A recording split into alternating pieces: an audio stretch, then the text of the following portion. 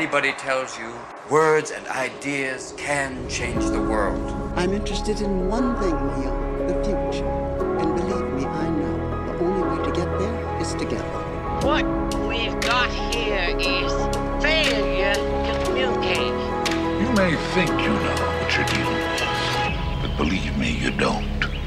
I want the truth! You can't handle the truth! For centuries, philosophers have used the dialogue to search for truth, because it's through conversation, through the logos, that we find it. This is the Dialogue, where ancient philosophy, history, and theology meet modern life. Together, we'll wrestle with big questions and give our answers through the way we live. Let's start the conversation. So that movie would be a 9 in terms of Christian media, right? Okay. In terms of like everything else that people produce is nowhere near that level of quality, right? Okay. So I completely respect it. The only problem is compared to like a Pixar movie, it's a 6. You really think it was a 6? I think because the pinnacle Christian Hollywood movie would be Prince of Egypt, right? Animated. Right. And Prince of Egypt would be like a 10 across the board. On the Christian No, scale? just like Christian. I mean, Prince of Egypt is a great, all-time great classic animated movie. Like David's not on that level. So like that would be a 9-10. David would be like. Yeah, but how much of that do you think is because people have familiarity with the story? Because like because here's what's unfair about that. When you go see a Pixar movie like Toy Story, first of all, genius concept. The toys come to life. Like it was the first animated movie of its kind back then. So like there was all sorts of groundbreaking, shout out to Steve Jobs, and doing all that sort of stuff. When you go watch a movie like David, which is what we're talking about, and you watch the movie David, what you're doing, especially if you have knowledge of the story, is you're sitting there going like, oh, I wonder if they're gonna tell the story right. Yeah, but I think I don't want to throw any shade on David because I think everyone should see it and I think everyone should support like Christians trying to make great content. And I think trying is such a patronizing word. There. No, I think what they did, what they were able to do with the budget they have, I'm sure is amazing. Like you don't have $300 million to spend on animation. Do you know about Angel Studios? No, not really. Dude, they are a fascinating, like in a world that's dominated by big studios, Paramount and all these Universal. Yeah, they're like crowdfunding movies. That's exactly right. And they did it with the Sound of Freedom. And that's where I think I'm a huge fan of Angel Studios. Yeah. Where I was a little bit the first time that I've looked, not that I'm like, any sort of authority in this world. I love the fact that like some of the best, in my opinion, some of the best media is now Christian centered. So I love that we had the book David. Or the movie David, the animated movie. I love the series on Amazon, David, even though there was some things in there that I was like, like they dramatized the fight with Goliath and all that, but whatever. It was really well done, and it makes you think. Kids, when my kids watched the David with me, Charlie goes, "I thought they were going to cut Goliath's head off." Yeah, exactly, man. Well, no, I had to explain it. I explained it to my kids as well. I was like, well, that. It is a kids' movie. They can't. They had to leave a lot of stuff out. They can't show them cutting. But yes, that is in the Bible. Like the Amalekite scene at the end. There's a spoiler if you haven't seen it. I said to my kids, I was like, that was not how that went. Like David was a man of war, and there was no. They didn't string him up on a rope, man. Yeah, he didn't sing a song to them. He went in there and killed everybody. Yeah, he destroyed them and took back what's his. Like, let's go. Anyway, that's the kids' operation. I respect so much what they're doing because I always think that the man in the arena quote. Oh yeah. That. It's really easy to criticize from the outside in. Like as a person, like whatever, it doesn't mean anything that I have a film degree, right? So, but as a person who loves like movies and the art form of film and stuff like that, well, I think that we can aim a lot higher overall as Christians. Yeah. But I think that it was a great movie for what it was. Like I just can't, in my own, Yeah, I get it. Well, but I don't want to dishonor anything Angel Studios is doing because they're amazing. Yeah, my saying about opinions is an opinion is only as valuable as the price paid to form it. Yeah, and you have, you do have a film degree, so I think that gives you a little bit more validity. And you're obviously not like sitting here throwing stones. What I love about this, like I look at Forrest Frank, I look at Angel Studios, and I'm like, let's go. Because the point you made, there was a point, like I love 60s rock and roll. If you're like, hey, pure music, You just want to listen to what you want to listen to. Don't care about the message. What are you doing? I'm like, dude, give me Hendrix, give me the Beatles, give me the Rolling Stones, Bob Dylan, like the Kinks. Like, let's go, dude. The Like, Kinks. oh, dude, just I love it. And there's some other. I mean, we can go into all sorts of stuff. Pink Floyd. You know, like I went very far into the '60s rock and roll place, and it's amazing. Like I was big into Woodstock and the whole thing that was going on at the time and all that sort of stuff. That's my preference, right? Now. And what bothered me was I grew up on the Christian contemporary stuff, same as you. And like when you said Sandy Patty, I don't know if we actually started recording before you said that, but that took me back because I haven't heard that name in forever. And like I remember when Amy Grant like went secular was the term that we used because she stopped being a Christian music artist. It was like a big deal. Yeah. And I remember I grew up and I got to a certain point. I'm like, man, this music sucks. Like, so now to be able to like put on Forrest Frank for my kids, the beats are great. He's glorifying God. Like my kids tell me that when they're in school. I mean, do you think people in the 90s thought that it sucked? No, I don't, dude. Carmen was the man. Like my first concert was Carmen. He was Carmen amazing. was like my hero. But yeah. So I think that's always been a really fascinating thing to me. Not to just interrupt your thing about Forrest Frank and all that, but that's what's always been a really fascinating thing to me is the subculture of Christian media. Right. Like there's this subculture of Christian media that has its own kind of niche way of approaching itself. And it really only interests people who like that. Like it's not actually objectively, it wouldn't rank very high on any other cultural assessment. They have different values. Who are they trying to serve? They're trying to serve Christians. Not even the values. Like what is it that you look at like CCM and you go, I just don't vibe with that.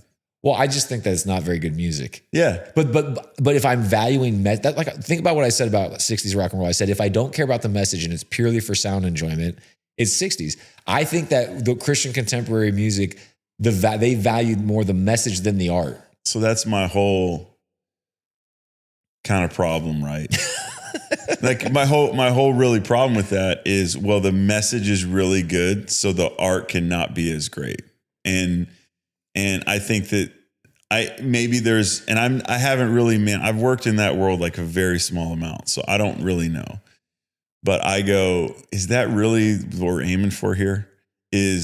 Well, the message is good. We know that the product is not that great of a product, but the message is good. Therefore, everyone should. But I don't think it's that way anymore. Like I think with people like Angel Studios and the Forrest Franks of the world, to me, because like I was saying, that's what I'm saying. I respect the try and I respect the effort because I think that those things come out of people settling for not being as good as they could be. Yeah, excellence is God's and idea. I think some I'm sorry, CCM artists, I loved you guys growing up like so much. Someone's gonna listen to this and be like, these guys just hate the thing that I do. That's not true at all. Yeah. No, but that's just how I feel about it. So like when I look at and I think that's what I really respect in our generation is that people are trying to do that. Yeah. And it's always the man in the arena that's going to get criticized. And so I think that, there's great efforts being undertaken. I think you always go, well, I would do things maybe a little bit differently, but I respect it. Well, dude, I respect what all those guys are doing. Yeah. What we talked about on last episode with church, there's always people who are like, well, remember we said people were getting all upset because of how much they perceived that our church spent on the Christmas production, which by the way, Christmas production, big success, man. We had what was it? 450 people gave their lives to Christ. 1,000. Oh, was it 1,000? No, I thought we had 1,000 new people. 1,000 first-time guests. 1,000 first-time guests, 10,000 people overall, and then over 450 salvations. Like amazing. Yeah, I don't know. I'm not as good at the numbers as everybody. It's okay, man. I was just I think there's. And I was texting you about this because one of the things that does bother me in the landscape of, that's why I'm like, it's hard for me to say, well, like I don't vibe with like Christian contemporary music, but it's hard. It would be really hard for me to be a critic. I don't really want to be a critic because like all the people I know that have been in this world are trying their absolute best to really accomplish the mission. And I think there's such a, like in Christian culture, I think about this a lot. There's such a negative and critical element that people feel qualified to make judgments, like all kinds of judgments. There are character judgments out of people. They feel qualified to, it's like, well, this music is just like, I think about saying that like this music is not as good as other music, but the people that are playing on that music, playing on those albums or whatever, are doing the best that they can, right? And so when you tell yourself a story, I think there's this concept called heuristics, right? It's like the story you tell yourself about life. So all of my memories and my perspectives are not objective, right? Everything is colored by like the story I tell myself. Yeah. So I think there's such a cynical approach to churches, to pastors, to ministry, to really anything. Like you think about a guy like Forrest Frank, it's like the guy can't win for losing. Like there's just he gets so much hate. Yeah. I mean, it's like the quote from The Dark Knight, right? You either die the hero or live long enough to become the villain, right? Because people will cheer for you. It's so fascinating the way human beings are, and it just extends into like Christianity. People will cheer for you when you're the underdog, when you're like an unknown, when people don't know who you are yet.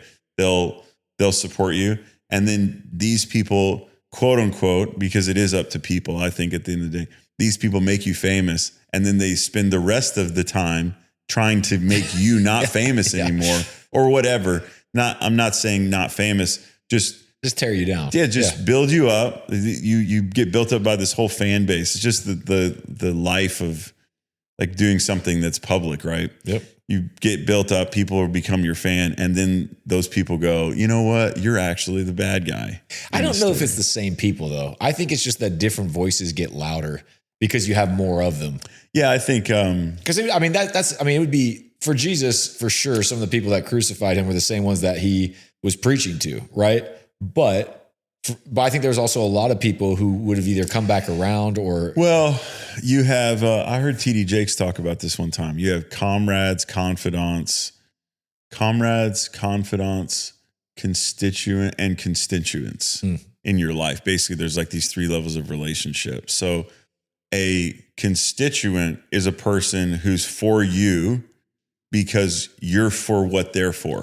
Right. So that's a person who would vote for you if you're running for an election. Politics. Yeah. 100%. It's a person who would vote for you because you represent their issue. You help me get what I want. Right. You help me get what I want. That's like the lowest level of relationship, is a person who's for you because you're for what they're for. Then there's a comrade, which is for what you're for. So that's different. That's different than you being for what someone else is for. A person, you're on the same mission, right? Mm-hmm. So as long as I realize in our relationship that as long as I feel like we're for the same thing, I'll be for you. Yeah. But as soon as I feel like your mission changes, then I won't be for you. Yeah. Which happens with like Christian artists, especially, is people go, They'll just all of a sudden think that this person's not on the same mission as them because of whatever. Like you think about it musically, it's like guys like Brandon Lake going and charging for a concert. Like people will go, oh, that guy's not as... Yeah, people get so upset about the fact that these guys make money. Yeah, he doesn't care about worship. He cares about making money. Yeah. Right?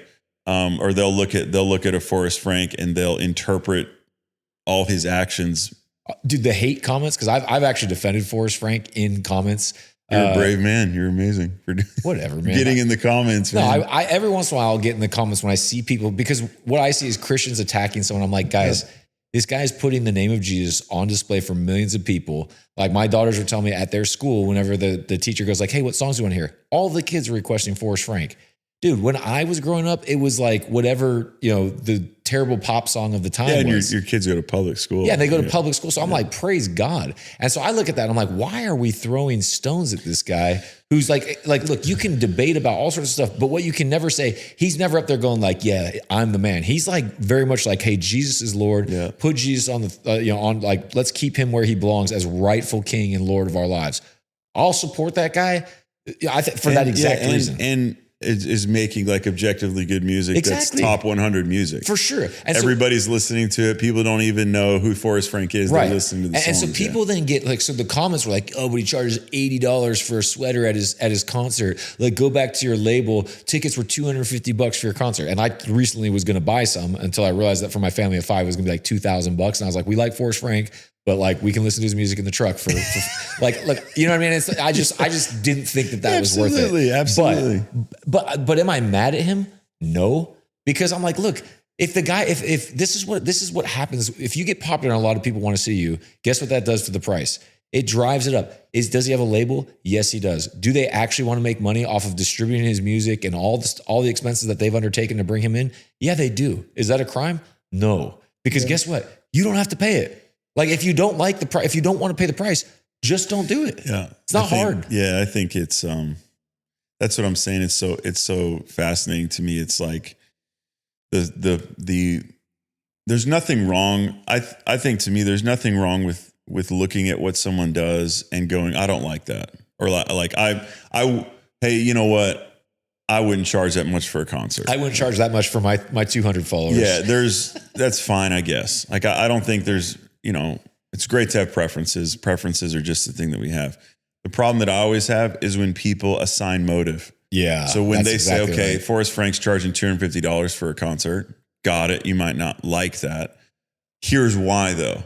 Like, so then here's why he's I know his heart. He's charging this much for a concert because he's lost his way. Yeah, he's changed, bro. Yeah, he's different now. Or he doesn't it's not really about God, it's about him because he's going to charge this much for a sweater I think if a person stands on principle and they go, you know what? I don't go to concerts at all because I don't think people should charge for me to be exposed to their gift. I think that's a fine.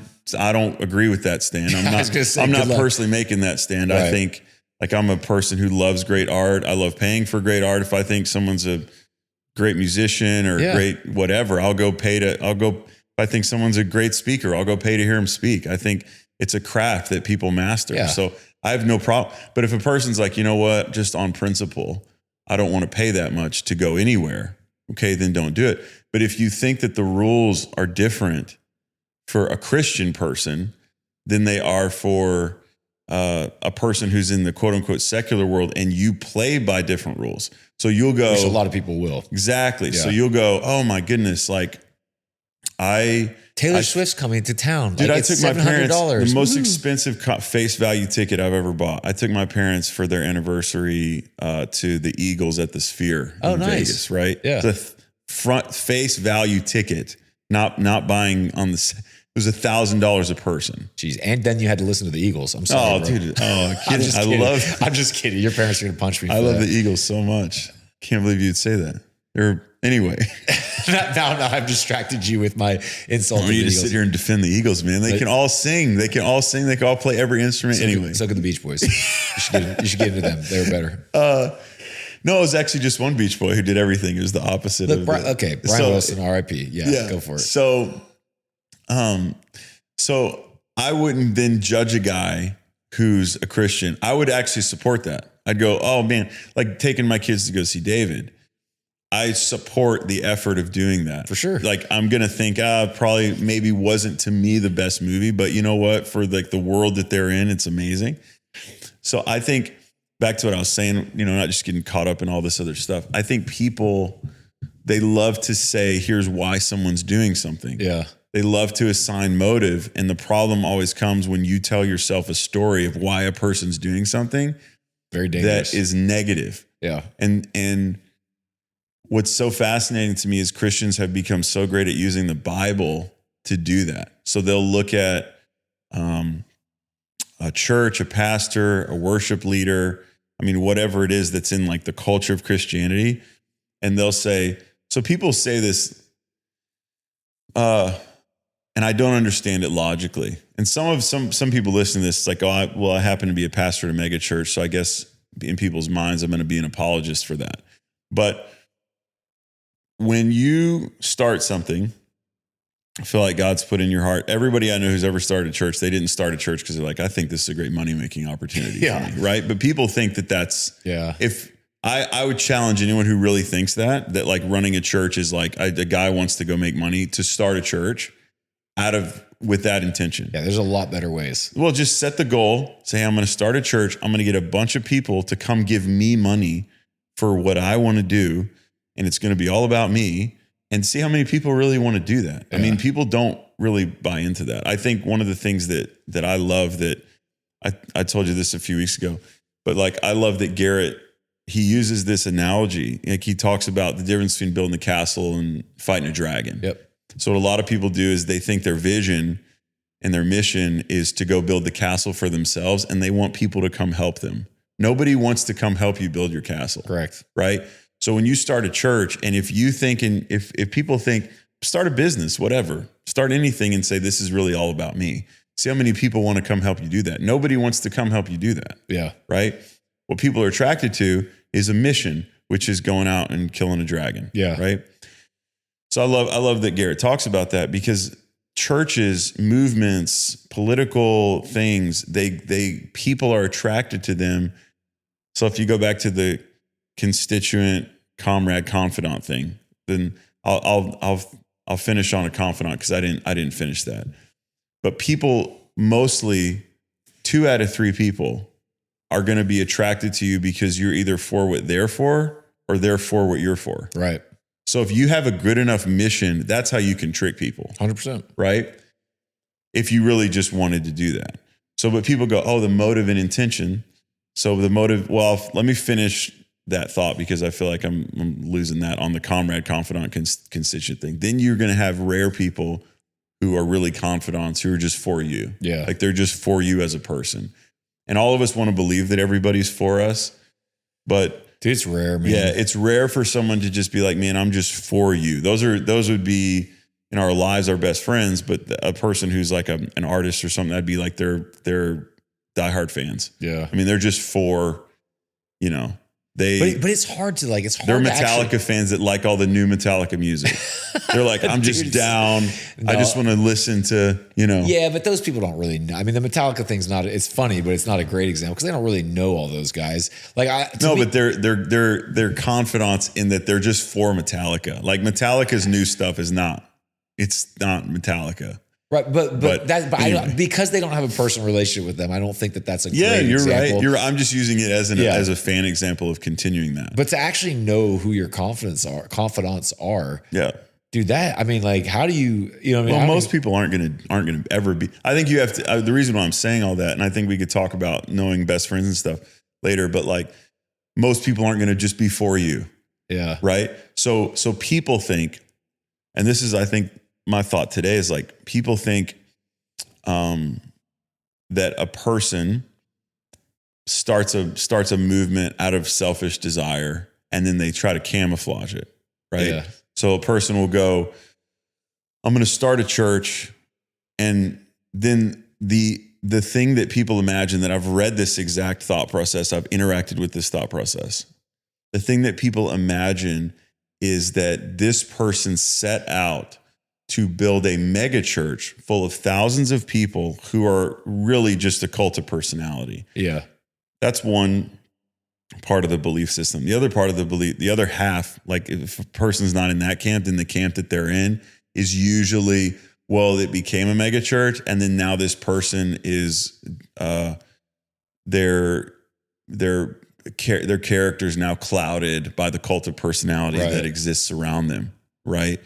And so those are pretty much the two options you're left with if you have a large movement. Like if you have a lot of people who are a part of what you're doing, you're either, in people's minds, you're either doing it for selfish reasons, or you weren't initially doing it for selfish reasons and now you are. Right.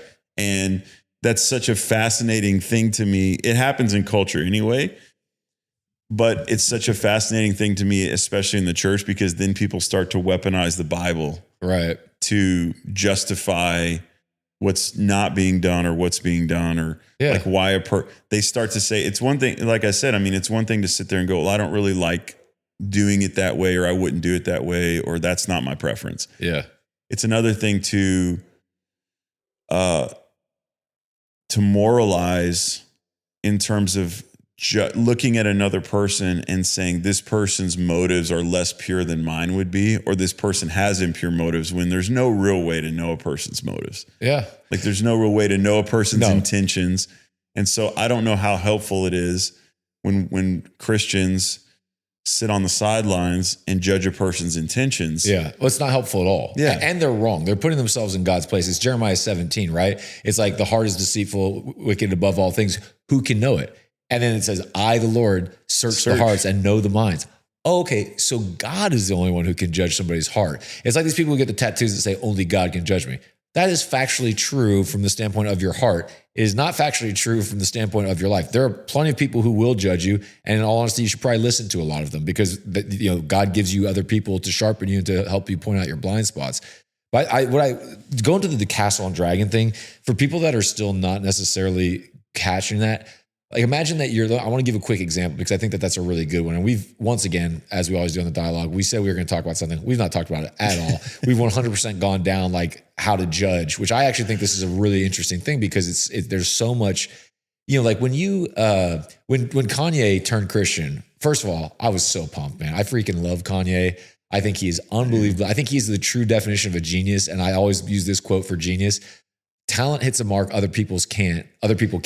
Genius hits a mark that other people can't see. Mm-hmm. And there's a big difference. And I think he's one of those people, he does things and you're like, what is this guy doing?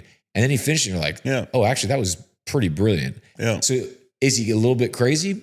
Yeah. I mean, he's unstable to put it mildly. But when he became Christian, one of his songs was like, what have you been hearing from the Christians? They'll be the first ones to judge me. And I listened to that lyric when he said it. And it made me feel like nobody loves me. Yeah, exactly. What a song. But I was like, man, he's right.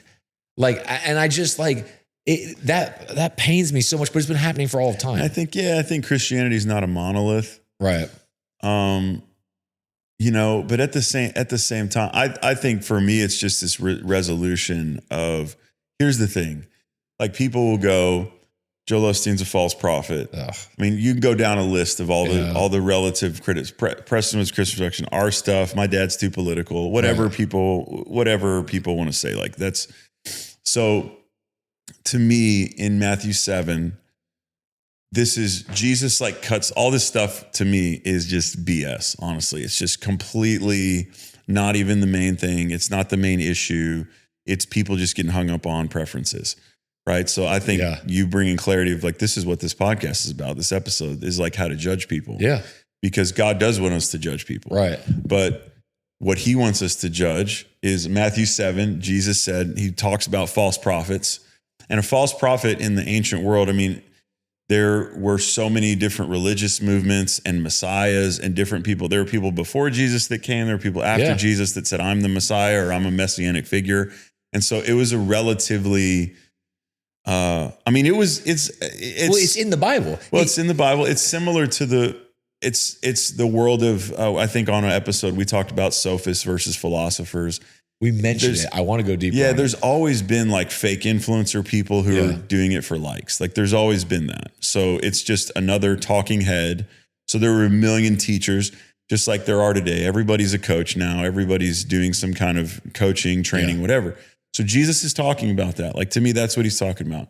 He's like, beware of people that false prophet in the ancient world meant a person who teaches lies like they're truth. Right. Okay. Beware of a person, and there's religious connotations to that, but let me just talk about it practically. Beware of a person who teaches lies as if they're true. Right. And a false prophet can be a false prophet for one of two reasons. Either they are doing it on purpose or they're ignorant. Either way, it's the same outcome. They're substituting lies for truth. And then Jesus says, here's how you'll know someone's a false prophet. So here's how you know someone is exchanging a lie for truth, whether they're doing it on purpose or on accident. And that's what the fruit of their life is, what the sustained evidence of their teaching is over a period of time. So if you look at a person's consistency, what they've produced in their life, and because the thinking that we all have leads to outcomes. Yep. So it's not just purely performance, but at the same time, in Luke 6, which is like the Luke version of this story, Jesus says it's like Luke 6:43 through 45. He says that the fruit of a person's thinking is ultimately their actions, right? It's the fruit of a person's heart. So how do you know what a person's real intentions are? It's what the fruit is that gets produced in their life, which is something that can only be measured over a long period of time. Yeah. So like I wouldn't say it's like a checkmate or anything, but a person can look at the person can look at my dad or look at our church. My dad is very political. He talks very political from the platform.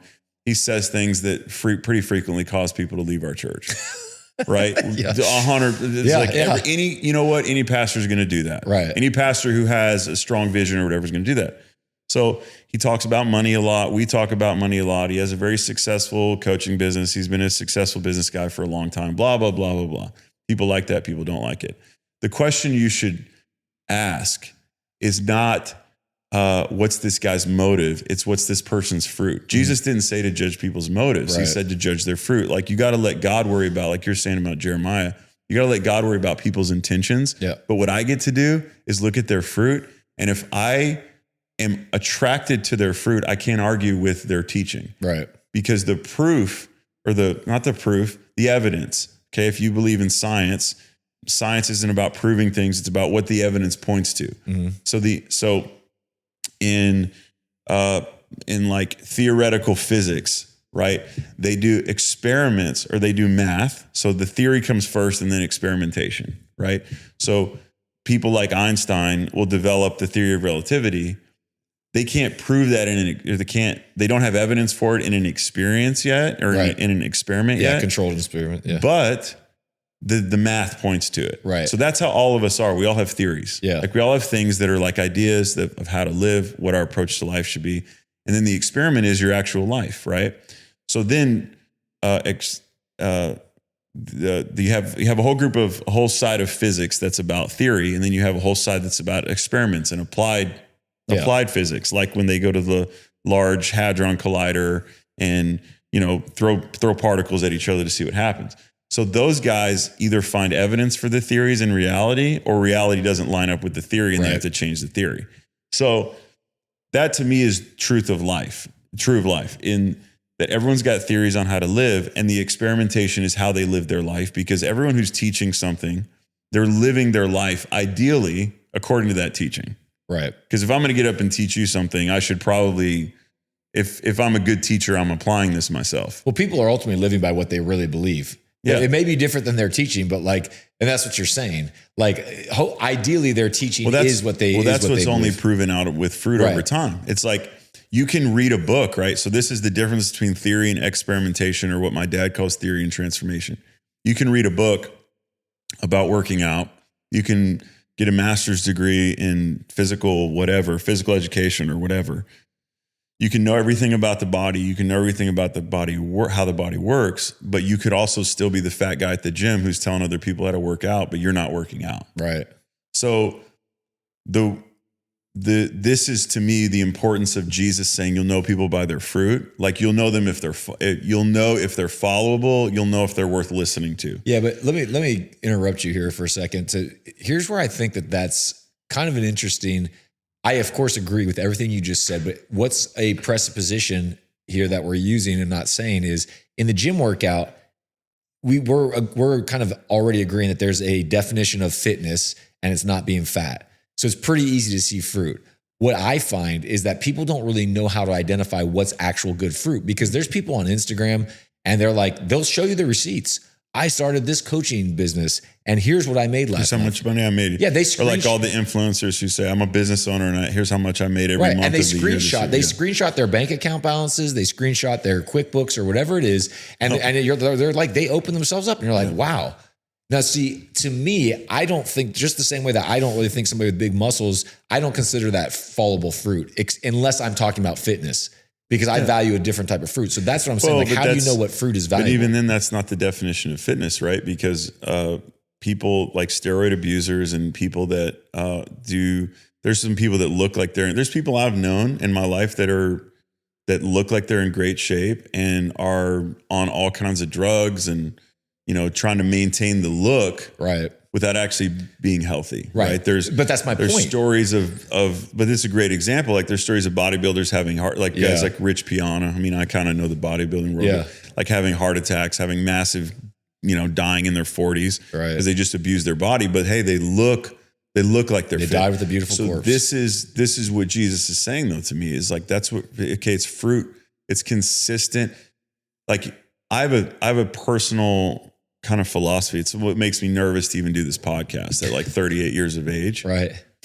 Is who am I? What am I talking about? What kind of fruit do I have in my life? Right. I think there's so many people that just want to get on a microphone and talk, and they have no fruit. They have a bunch of theory, but they haven't experimented with life. Like, I've been married for 11 years. I don't have a lot to teach someone who's been married for 12 years. Right. Like, I can help someone who was early, but there's only 11 years of proof in my marriage. There's not 50. Right. So you should go listen to the guy that's got 50 years of proof, like that has a 50-year great marriage, rather than the guy that's got 8 years or 10 years or whatever. What's great though?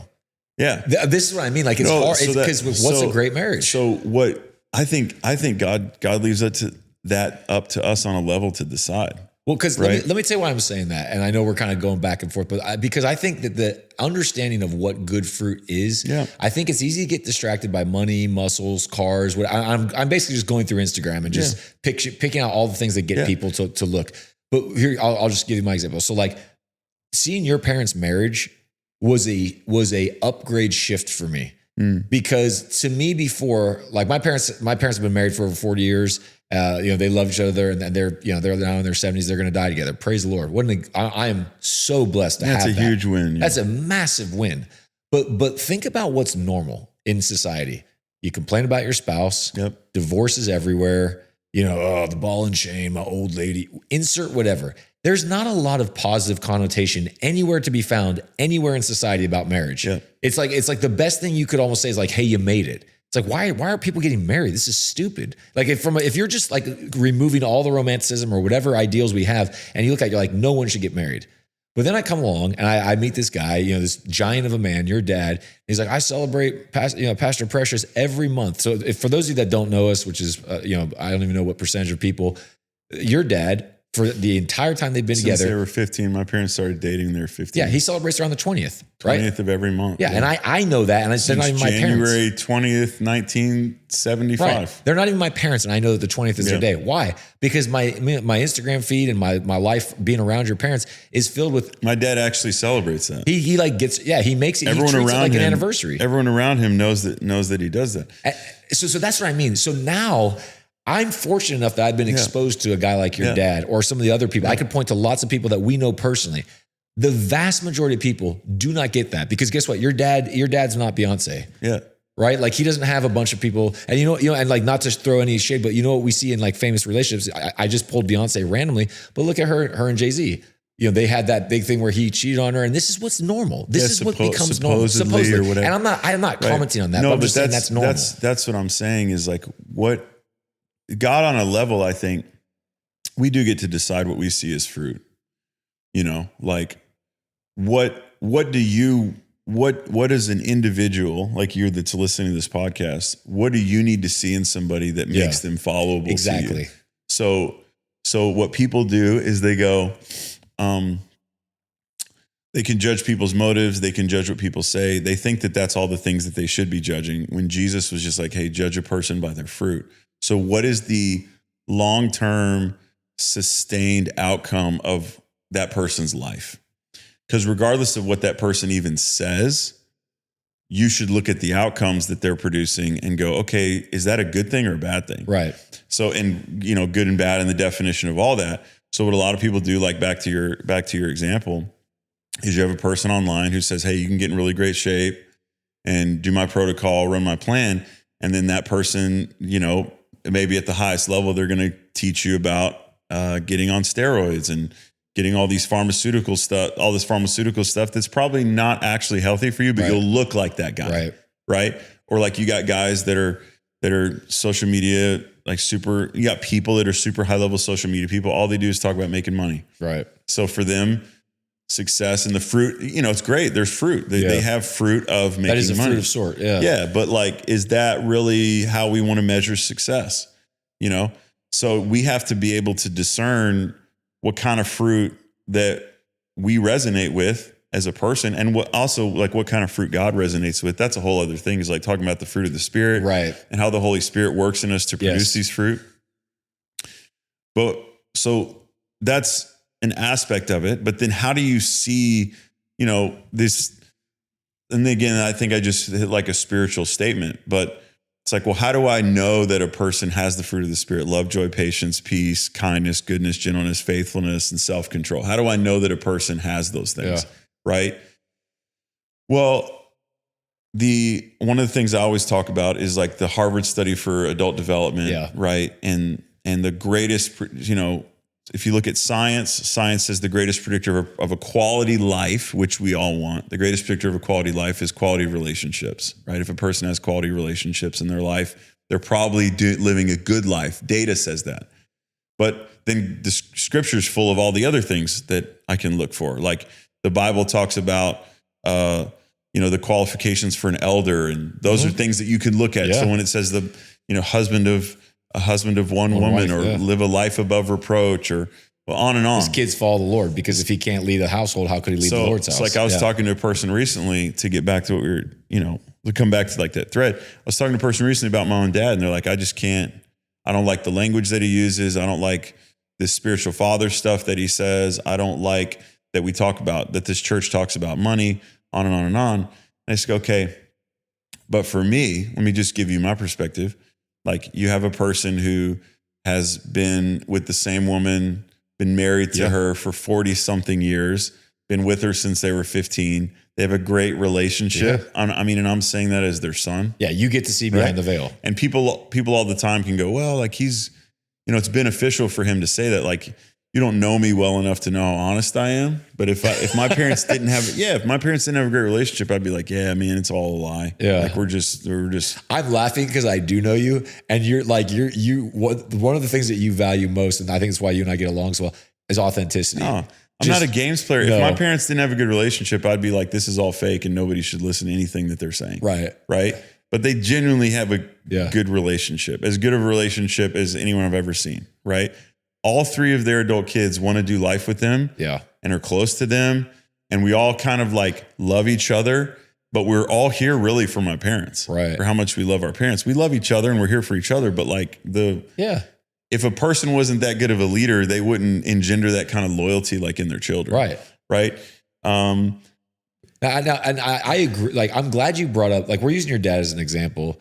And I'm glad you brought that, because that to me is the number one indicator for me when I look at fruit in a person's life. That's the number one thing I look at is, do they have close relationships with the people that have been with them the longest?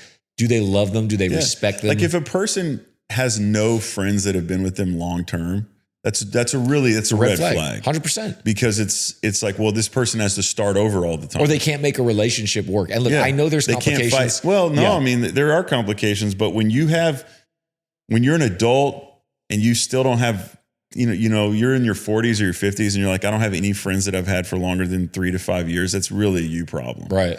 Like, you can't, because you get to the point in friendships where you got to pass tests. Yeah. There's conflict. There's very real humanity. Like me and you have been friends for 5+ years now. Garrett's been my friend for my whole life. Yeah.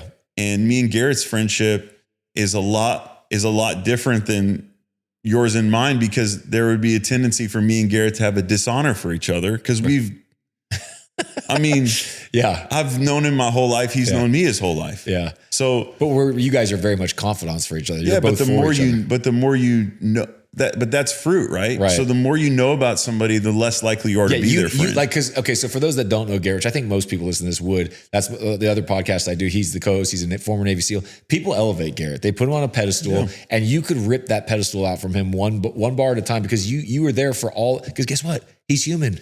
Like, not that you ever would do that. Well, he doesn't put himself on a pedestal. No, he doesn't at all. But I'm saying you could go back and do, like, I could say here's all the reasons why you shouldn't believe in. There's nothing. Yeah, there's nothing that he's hiding now. I just want to be really clear about that. There's nothing. He is who he says he is. But like, stuff that he did, like all of us. The whole thing that really bothered me about this cancel culture was, like, if you could go back in anybody's history and find something they did that was shameful and pull it out, that we're going to cancel them.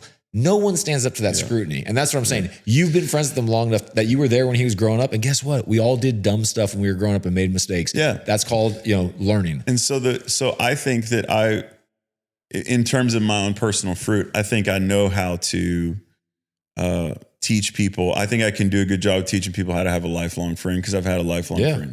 Me and Garrett have navigated a lot of different stuff together. But all of that even is because of him and my dad's relationship. Right. Like, him and my dad have been best friends for 40+ years. His dad and your dad. Yeah. Yeah. Yeah. So his dad, Scott, and my dad been best friends. So anyway, the reason why I'm saying all this is not because like, this is some kind of defense for even my dad. It's not even you can't argue with fruit. No, at the end of the day, you can argue with how a person says something, what a person does, on and on. You can't argue with fruit. So when people and this is just a way I think life should be approached. There's always going to be people that are do nothing people that sit on the sidelines and say things like what Judas said. That money should have been spent on this. And so then first question to people like that is that how you spend your money? Most of those people know, right? Because we love to, the term that people use in culture is virtue signaling, right? Yeah. We love to like virtue signal and make it seem like we're on the moral high ground now versus what this other person's on. So, but I don't want to get too bogged down with that.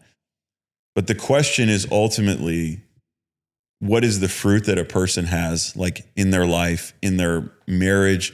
Like when you look at a person like Joel Osteen, right? I mean, he has a responsibility as it relates to kind of how he leads and how he communicates and stuff. I don't know if there's been anybody since Billy Graham that's led that many people to Christ. No kidding. Yeah. Whatever people are going to judge all that. They're going to be like, well, he doesn't really preach the gospel. He's prosperity. Yeah, they're going to say all this stuff. Yeah. What's the fruit of Joel Osteen's life, man? He's a great son. He had a great relationship with his dad. Yep. He's got a great relationship with his family. He's got a great marriage. Yeah. His kids are involved in what he's doing.